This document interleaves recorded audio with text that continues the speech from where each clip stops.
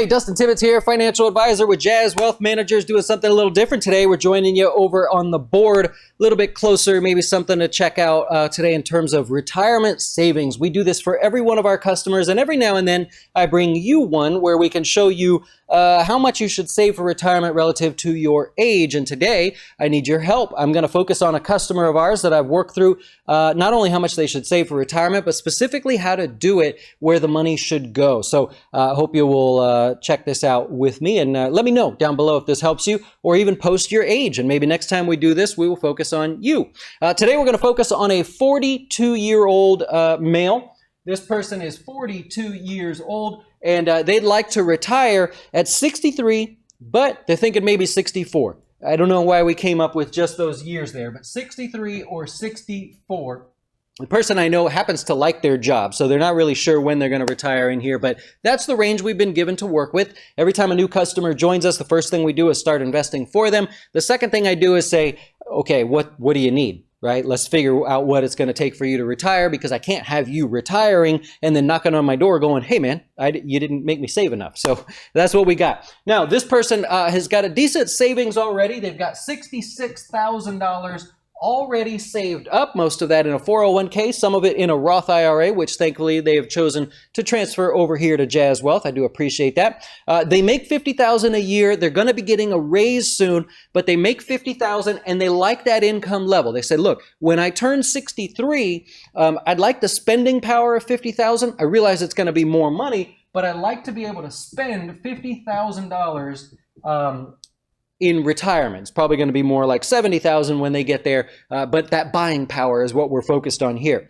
They also expect Social Security, but they don't want to estimate too high. Their estimate is actually higher than this, but they've told me to factor in $18,000 a year in Social Security.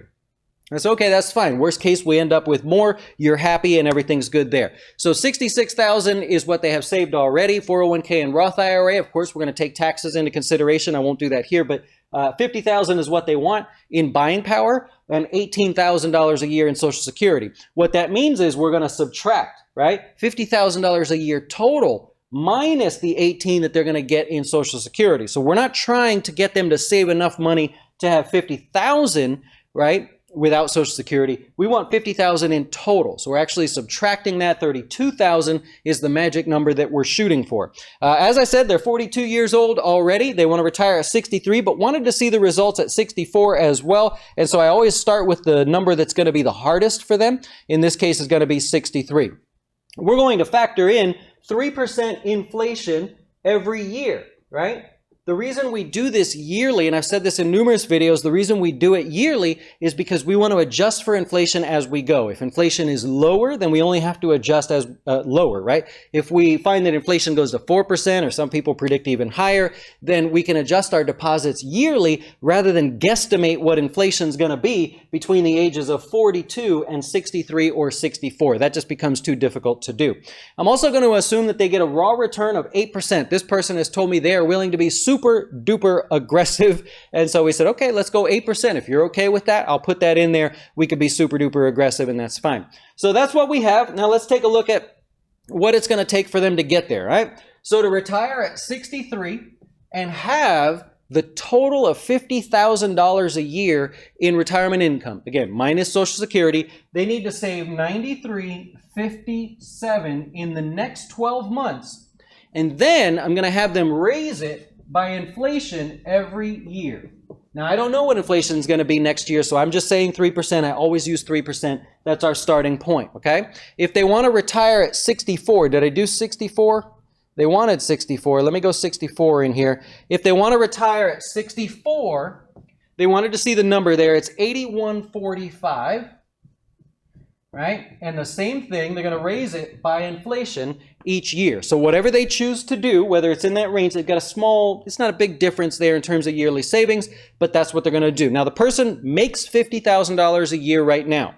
The person has a 401k that luckily, I'm hearing a lot of people getting their match cut, but so far his match stays in place. He's got $50,000 a year, and he's putting in 3% into his 401k, and he's getting a match of 3%. Remember, you only put in up to the match unless you have to go higher here, okay? Only put in up to the match unless you have to go higher. So $50,000, total of 6% there. He's got $3,000 of the $9,000 or the $8,000 that we already worked out there for him. That's already accounted for, right? So let's say he wants to retire at 64. That's the number he chooses. He's got to save let's just say $8,000, right? So what happens here is he's got $5,000 left to go. So we needed to save $8,000. He's already doing good with the match in the 401k. We've got $5,000 left to account for. He already has a Roth IRA. Naturally, his income allows him to contribute to the Roth IRA. So how we're going to do this is we're going to say keep going with that. Oops, there you go, 401k. And then over here, we're going to say Roth IRA. I love this for him because his income is not very high. He's a single guy. So his income is not relatively high where you want to start considering whether he should even use the Roth IRA. So we're looking good there. 401k is getting this and the $5,000 to the Roth. The reason I love that is because his pre-tax money is starting to, over time, is going to outweigh his post-tax money. His post-tax money is going to outweigh his pre-tax money. That's what we want. We want to get to retirement with more post-tax money than pre-tax money. If that's the only thing you learned today, know that that's the goal. Doesn't have to be a lot. You just want to have more post-tax money than pre-tax money, and this puts him on a track to do that. So not only have we calculated how much he needs to save for retirement, if he chooses to go with 63, he's just got to bump up his amount to $6,000. Right? It's actually going to be a couple $100 more than $6,000 because he needed $91.57 or something like that. So the extra money in this rare case can go into the 401k. We could say just go to 4% here for now. That's okay, right? Until the Roth IRA limits get raised or you hit age 50 where now he could put $7,000, we have to do that, right? We don't need to go open a separate account. Other advisors would probably say like buy something different. I don't think that's necessary for just such a small amount. I say just bump it up, and if you can go 0.5%, go 3.5% in the 401k. So that's that. I basically just wanted to cover that with you here today to show you not only how you calculate saving for retirement, but then try to figure out where the dollars need to go and make sure that when you get to retirement, your post-tax money outweighs your pre-tax money. I hope that was helpful for you here today. If so, maybe you'll hit the subscribe button. I do appreciate when you do that. I love it. And have a great rest of your day. Enjoy.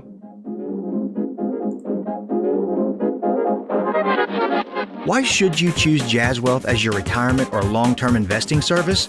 Our portfolios are managed by us, not some faceless mutual fund manager. Our private classes will teach you everything about investing and getting your dough straight. Best of all, our fiduciary standard means your best interest comes before ours.